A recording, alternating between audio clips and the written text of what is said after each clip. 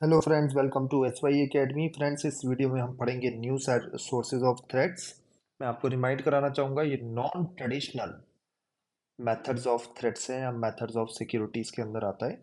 Traditional में military angle होता है, नॉन ट्रेडिशनल में वो एंगल होता है जो हमारे लिए सीरियस कंसर्न है और ह्यूमन सिक्योरिटी, ग्लोबल सिक्योरिटी को वायलेट करता है। देखते हैं कैसे। The non-traditional conceptions, both human security and global security, focus on the changing nature of threats to security. आजकल आपकी सिक्योरिटी पे सिर्फ खतरा आपको पाकिस्तान, चाइना या बाकी कंट्रीज से नहीं है। और भी काफ़ी ज़्यादा बड़े खतरे हैं और वो बहुत बड़े बड़े खतरे हैं।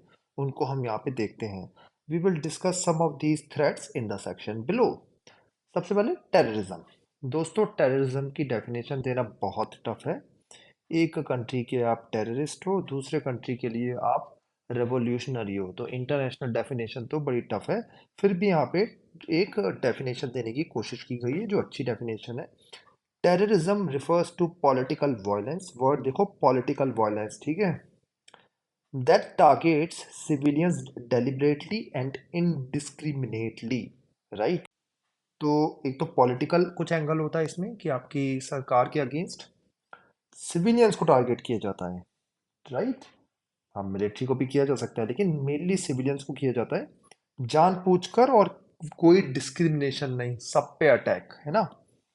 International terrorism involves the citizen or territory of more than one country, जैसे ISIS, right, Islamic State. Right, या आईएस भी बोलते हैं इसे, इस्लामिक स्टेट ही। आईएसआईएस की कोई मेरे को फुल फॉर्म बता सकता है कमेंट सेक्शन में? थोड़ी इंटरेस्टिंग है। ठीक है, आईसिल भी बोलते थे, तो ये सब एक ही है। आईएस, इस्लामिक स्टेट, आप एग्जाम में लिख के आ सकते हो। राइट। मुजाहिदीन आपको पता होना चाहिए। अल कायदा तो पता होगा। इंटरनेशनल है, इंटरनेशनल है ये सब, ठीक है।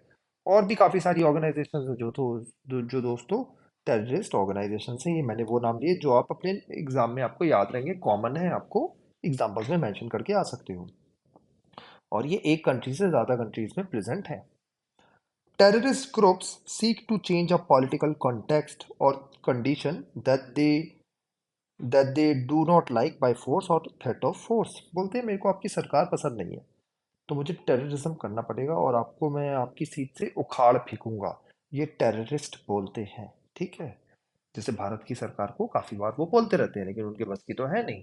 राइट। कि हम उखाड़ के फेंक देंगे आपको, ऐसा तो सवाल ही नहीं उठता। Right. But still serious concern है, सीरियस कंसर्न है। राइट। डर बैठा रहता है, डर। Civilian targets are usually chosen to terrorize the public and to use the unhappiness of the public as a weapon against national governments or parties in conflict। Generally civilian targets को choose किया जाता है जिससे लोगों में एक डर बैठाया जा सके, गवर्नमेंट के अगेंस्ट एक गुस्सा बैठाया जा सके। जैसे मुंबई अटैक जब हुआ तो भारत में गुस्सा पाकिस्तान के लिए भी था, गुस्सा टेररिस्ट के लिए था भी था, और गुस्सा अपनी सरकार के लिए भी था। ये निकम्मे कर क्या रहे हैं, हम तो टैक्स पे करना हमारा काम है ना, ये हमारी रक्षा भी नहीं कर सकते, आराम से रह भी नहीं सकते, इतने बुरी तरीके से मर गए। राइट।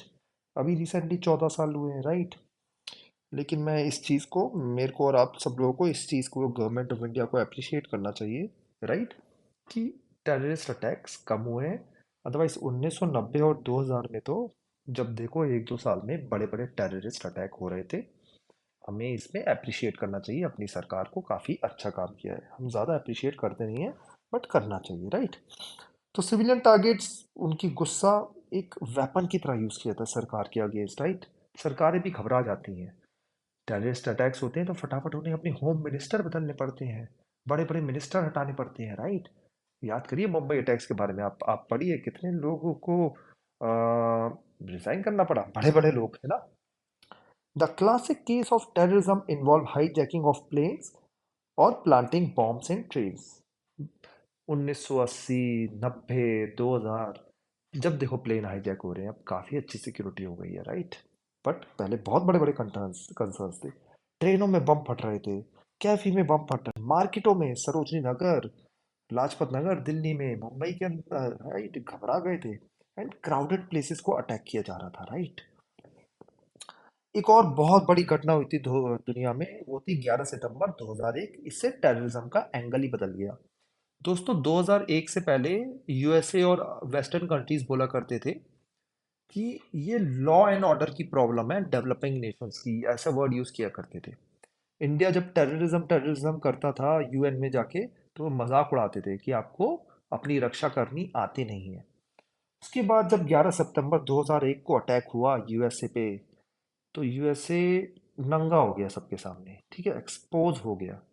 और उसको समझ में भी आने लगा कि टेररिज्म को रोकने के लिए इंटरनेशनल एफर्ट्स रिक्वायर्ड है, राइट। और पूरी दुनिया ने भी समझा, राइट। तो एक काफ़ी चेंज स्टेट थी ये टेररिज्म की।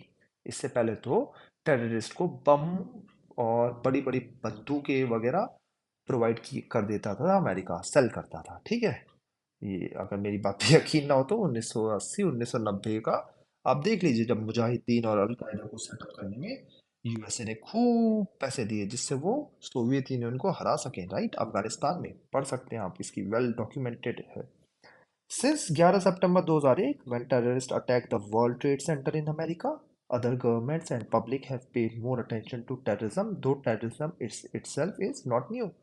भारत और देश दूसरे देशों के लिए टेररिज्म न्यू नहीं है, राइट।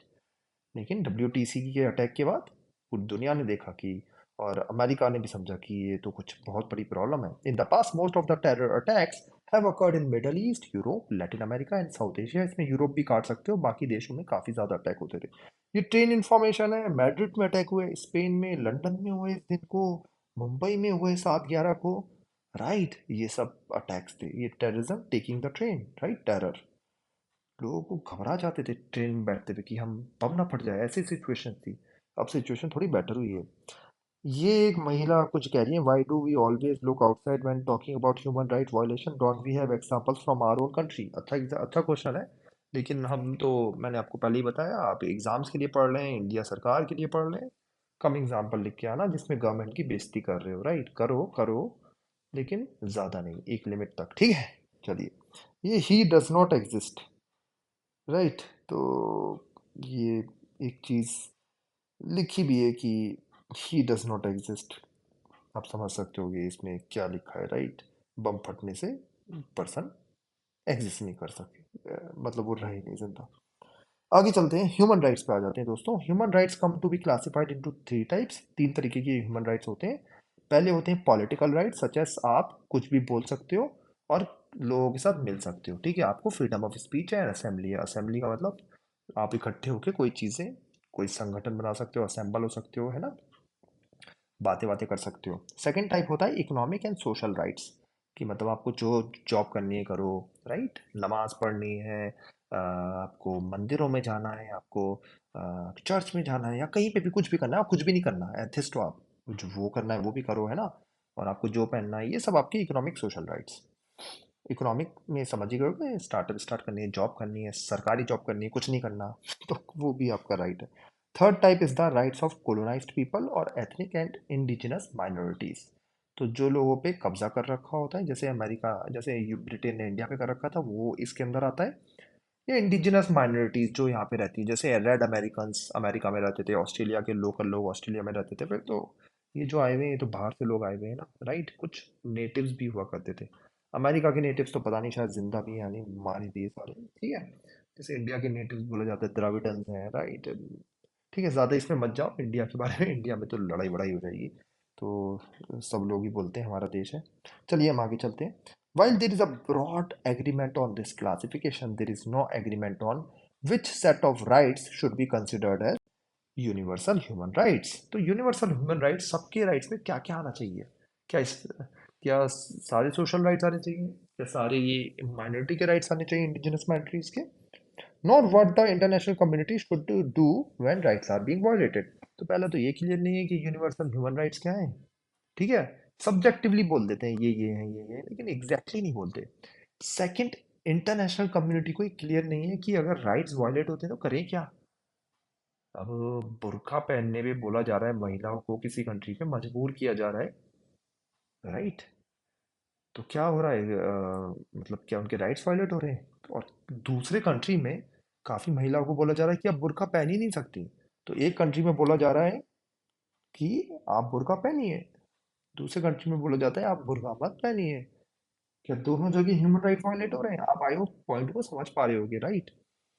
अब ये थोड़ी अंडरस्टैंडिंग बन गई कि फ्रीडम पे छोड़ो, महिला को पहनना है पहनने दो, नहीं पहनना नहीं पहनने दो, आप कौन होते हो इंटरफेयर करने वाले, राइट। इस पे एग्रीमेंट जनरली बन रहा है। फिर कल्चरल राइट्स आ जाते हैं कि भैया हम हमारे आप हमारे कल्चर के साथ खेल रहे हो।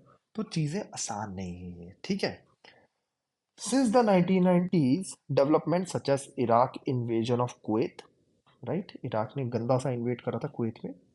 जीनोसाइड हुआ था रवांडा में, राइट, अफ्रीकन कंट्री है ये। फिर इंडोनेशिया ने ईस्ट तिमोर पे गंदे तरीके से मारा था। Indonesia's military killing of people in East Timor, East Timor आपके साउथ ईस्ट एशिया का ही नेशन है, have led to a debate on whether or not the UN should intervene to stop human right abuses. Clear नहीं होता, क्या UN को intervene करना चाहिए, क्या बम गिरा देना चाहिए, यूएन को करना क्या चाहिए, अपनी फोर्स भेजनी चाहिए। ठीक है, पीस कीपिंग फोर्स तो होती है यूएन की, उसका काम होता है पीस रखना, लेकिन क्या अटैक भी करना चाहिए, क्लियर नहीं है। There are those who argue that UN Charter empowers the international community to take up arms in the defense of human rights, right? तो कहते भी है कि यूएन चार्टर के अंदर तो है, तो आप अटैक कर दो, और किया भी है काफी बार जॉइंट फोर्सेस ने मिलके। लेकिन फिर भी चीजें क्लियर नहीं है, ठीक है, अभी भी इस चीज में क्लियर नहीं है, क्या नॉर्थ कोरिया पे सब अटैक कर दें, पता नहीं जी, करना चाहिए या नहीं करना चाहिए। या ऐसा तो नहीं कि जब यूएस चाहे तो वही यूएन करता है, ये भी नहीं clear. Others argue that the national interest of the powerful states will determine which instances of human rights violations the UN will act upon। तो ये है असली कंसर्न कि यूएसए को, पावरफुल स्टेट्स हो गई जैसे यूएसए, उसके एग्रीमेंट में जर्मनी के एग्रीमेंट में मान गया भैया, ये ब्रिटेन फ्रांस है ना, ये बोलते हैं कि वो राइट्स वायलेट हो रहे हैं तो हो रहे हैं, बोलते भैया लिबिया में हो रहे हैं, बोलते इराक में हो रहे हैं, ये बोलते म्यांमार में वी डोंट केयर, वहाँ पे कुछ है ही नहीं तो हमें कुछ नहीं लेना देना, वहाँ तेल है नहीं। नॉर्थ कोरिया में इनको क्लियर नहीं है, ईरान में जी हो रहे हैं राइट वायलेट। तो अपने हिसाब से इन्होंने बना रखा है। अफ्रीका के देशों में जी नहीं हो रहे हैं, हमें वहाँ पे कुछ लेना देना है नहीं। लैटिन अमेरिका में कुछ लेना देना है नहीं, ठीक है। तो अपने हिसाब से ये देश चला रहे हैं, ये सबसे बड़ी प्रॉब्लम हो गई है, ठीक है। तो ये वाली चीज़ है कि पावरफुल स्टेट्स डिटरमाइन कर रहे हैं कि राइट्स वायलेट हो रहे हैं या नहीं हो रहे, ये एक पॉइंट ऑफ कंसर्न है, और यही चलता हुआ आ रहा है। तो यूएन अपने आप में तो कुछ ओन कर ही नहीं सकता। अच्छे से हम ऑलरेडी देख चुके हैं दोस्तों यूएन के चैप्टर्स में कि यूएन सिक्योरिटी काउंसिल ही डिटरमाइन करती है कि क्या करना है क्या नहीं करना, राइट। आई होप आपको ये चीज़ें क्लियर हो गई होंगी। अगले चैप्टर में हम थोड़ा सा पढ़ेंगे पॉवर्टी के बारे में, हेल्थ एपिडेमिक्स के बारे में, जिसमें थोड़ा सा कोविड भी इशू बन गया है, आपको वहाँ पे क्लैरिटी मिलेगी। Thank you.